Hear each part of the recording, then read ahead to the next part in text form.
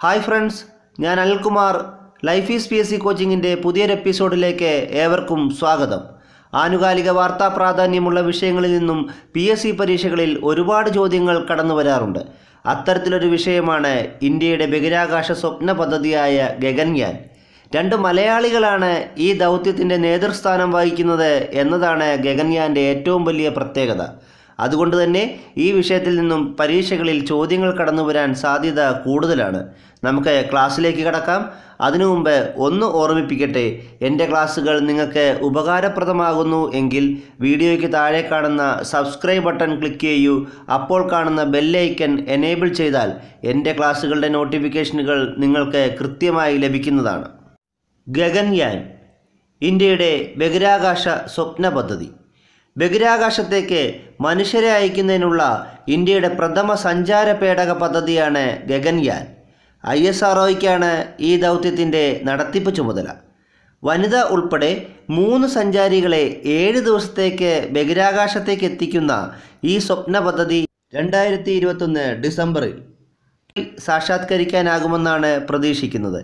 അങ്ങനെയെങ്കിൽ America, Russia, China എന്നീ രാജ്യങ്ങൾക്ക് ശേഷം 4ാമതായി ബഹിരാകാശത്തെത്തുന്ന രാജ്യമാവും ഇന്ത്യ. GSLV മാർക്ക് 3 റോക്കറ്റാണ് ഗഗൻയാൻ്റെ വിക്ഷേപണ വാഹനം. ആന്ധ്രാപ്രദേശിലെ ശ്രീഹരിക്കോട്ടയിൽ നിന്നുമാണ് വിക്ഷേപണം നടത്തുന്നത്.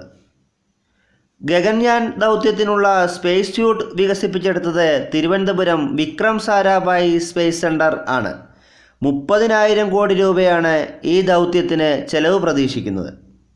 ഭൂമിയിൽ നിന്നും 400 കിലോമീറ്റർ ഉയരത്തിലുള്ള ലോ എർത്ത് ഓർബിറ്റിലാണ് സഞ്ചാരികളെ എത്തിക്കുക. ആളില്ലാതെ 2020 ഡിസംബറിലും 2021 ജൂലൈയിലും പരീക്ഷണ വിക്ഷേപണം നടത്തും.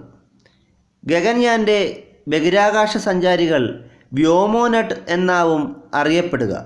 വ്യോം എന്ന സംസ്കൃത പദത്തിൻ്റെ അർത്ഥം ബഹിരാകാശം എന്നാണ്. ഗഗൻയാൻ പദ്ധതിക്ക് ഇന്ത്യയെ സഹായിക്കുന്ന രാജ്യങ്ങളാണ് റഷ്യയും ഫ്രാൻസും.